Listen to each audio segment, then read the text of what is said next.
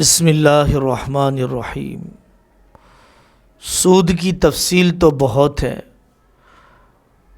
لیکن دو چار شکلیں جو بطور خاص بازار میں رائج ہیں اس سے متعلق گفتگو کی جا رہی ہے۔ انسٹالمنٹس پر خریدنا، انسٹالمنٹ پر خریدنا، قسطوں پر خریدنا بہت پرانا مسئلہ ہے۔ علماء نے اس پر بات کی ہے، اس پر سیمینارز ہوئے ہیں۔ بڑی مشین خریدنا ہے، یکمشت پوری رقم نہیں دے سکتا، تھوڑی تھوڑی دے سکتا ہے۔ جائز ہے کہ 50,000 کی گاڑی ہے، میں 10 مہینے میں اس کی قیمت ادا کروں گا، ہر مہینے 5,000 ادا کروں گا، ٹھیک ہے۔ 50,000 کی گاڑی ہے، ادھار آپ خرید رہے ہیں، قسطوں میں قیمت دے رہے ہیں، اس لیے میں آپ کو 60,000 میں یہ گاڑی دیتا ہوں، 70,000 میں دیتا ہوں، یہ بھی جائز ہے۔ لیکن بازار میں جو شکل ہے، کیپٹلزم اور بینکنگ کا جو طریقہ کار ہے، قسطوں پر خریدنے اور بیچنے کا، کہ پہلے تو سود پر معاہدہ کہ وقت پر ایک قسط کو ادا کرنا پڑے گا ورنہ اتنا انٹرسٹ بڑھایا جائے گا، اور آئندہ مہینے میں اس رقم اور انٹرسٹ پر پھر انٹرسٹ لگایا جائے گا۔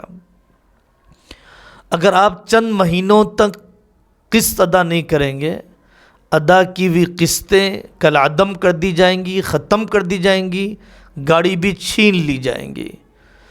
تیسرا ایک پہلو یہ ہے کہ ان قسطوں کے ساتھ بیچنے خریدنے میں خریدنے والے کو مالک ہی نہیں بنایا جاتا ہے۔ مالک اور اونرشپ تو جب دی جاتی ہے بازار میں جب کہ وہ آخری قسط ادا کر دے، اور قیمت بھی طے نہیں ہوتی ہے، جتنے وقت میں ادا کریں گے اتنی قیمت ادا کرنا پڑے گا۔ اور اگر آپ کی قسطیں 10 مہینوں میں ادا کرنے کی ہے، آپ 5 مہینوں میں ادا کر دیں تو عام طور پر بینکنگ کا سسٹم ایسا ہی ہے کہ 5 مہینے میں ادا کرنے پر قبول نہیں کیا جاتا، بلکہ کہا جاتا ہے کہ آپ 10 مہینے میں ہی ادا کیجیے۔ چاہتے یہ ہیں کہ انٹرسٹ وصول ہو، چاہتے یہ ہیں کہ دینے میں تاخیر ہو، ادھار باقی رہے، اور ایک آدمی ہمارا غلام بناوا رہے۔ یہ مقصود ہے ان قسطوں پر خریدنے بیچنے کا۔ عام حالات میں تو خریدنا جائز نہیں۔ جو لوگ زسٹ منی کہہ رہے ہیں، جو لوگ زیرو EMI کہہ رہے ہیں، وہاں پر بھی انٹرسٹ ہوتا ہے، ہڈن ہوتا ہے۔ آپ پوری کارروائی کرنے کے بعد، سامان ہاتھ میں آنے کے بعد، آپ اس کا بیلنس شیٹ نکالیے اور اس کا اسٹیٹمنٹ آپ نکالیے، آپ صاف طور پر دیکھیں گے کہ انہوں نے طے شدہ قیمت سے زیادہ قیمت لے لی ہے مختلف ناموں پر۔ اسلامک بینکنگ کے اندر اس کا حل سوچا گیا ہے کہ عام طور پر ادا کرنے میں تاخیر کتنی ہوتی ہے۔ 50,000 کی گاڑی پہلے ہی ہم 70,000 میں کر دیں گے، 70,000 میں بیچ دیں گے۔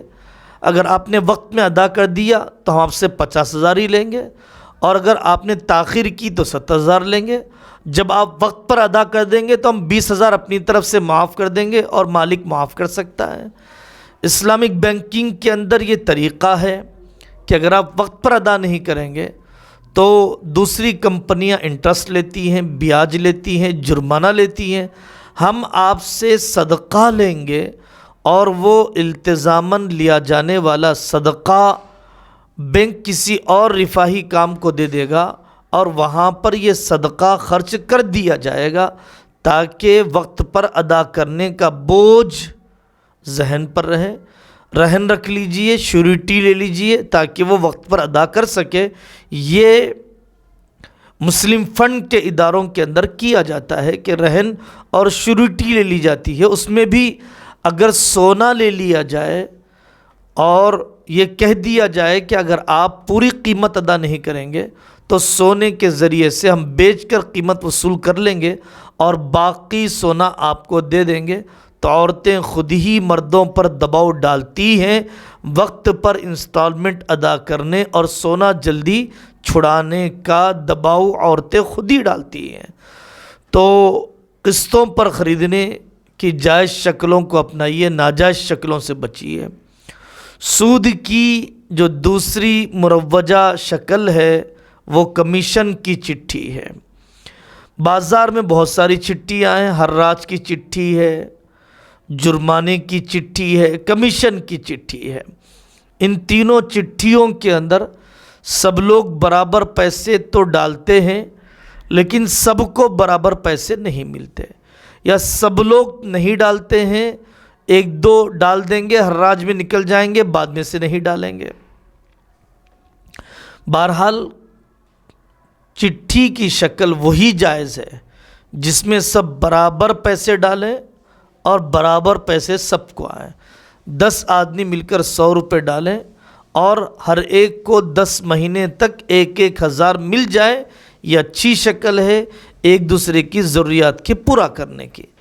لیکن اس میں جو طریقہ اپنایا جاتا ہے کہ میں منتظم ہوں تو پہلی چٹھی لے لوں گا، یہ بھی جائز ہے۔ میں منتظم اور آرگنائزر ہوں، سب کے پیسے سمیٹ کے لاتا ہوں، اپنی محنت کی اجرت لینا چاہتا ہوں 1,000-2,000 روپیے، اس کے مطابق تو وہ اجرت بھی لے سکتا ہے، لیکن وہ سود کی سطح تک نہ پہنچ جائے۔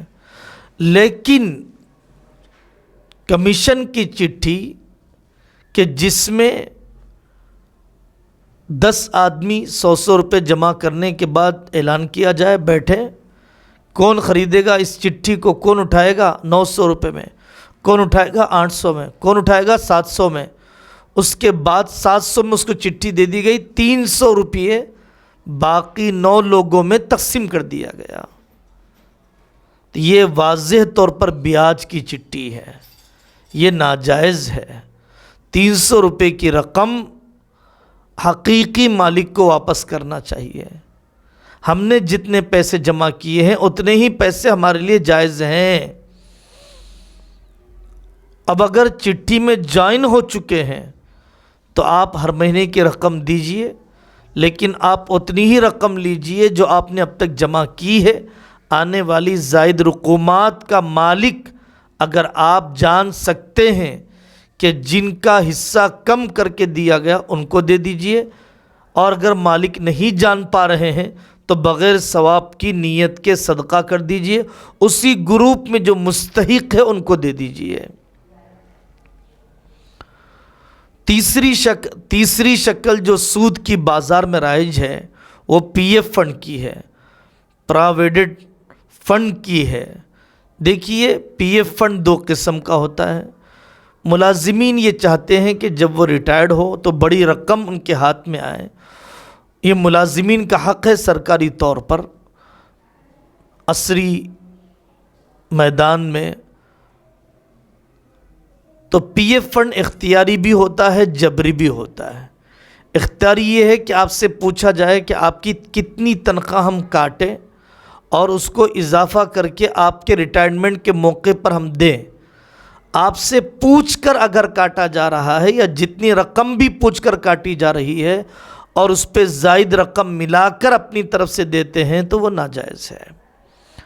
لیکن جبرن کاٹا گیا، آپ ملازم ہیں، یہاں پر ہر ملازم کی 20% تنخواہ کاٹی جاتی ہے، 10% تنخواہ کاٹی جاتی ہے، اور کاٹ کر جمع کر کے زائد رقم ملا کر کمپنی آپ کو دیتی ہے، جبرن دیتی ہے، تو یہ جائز ہے۔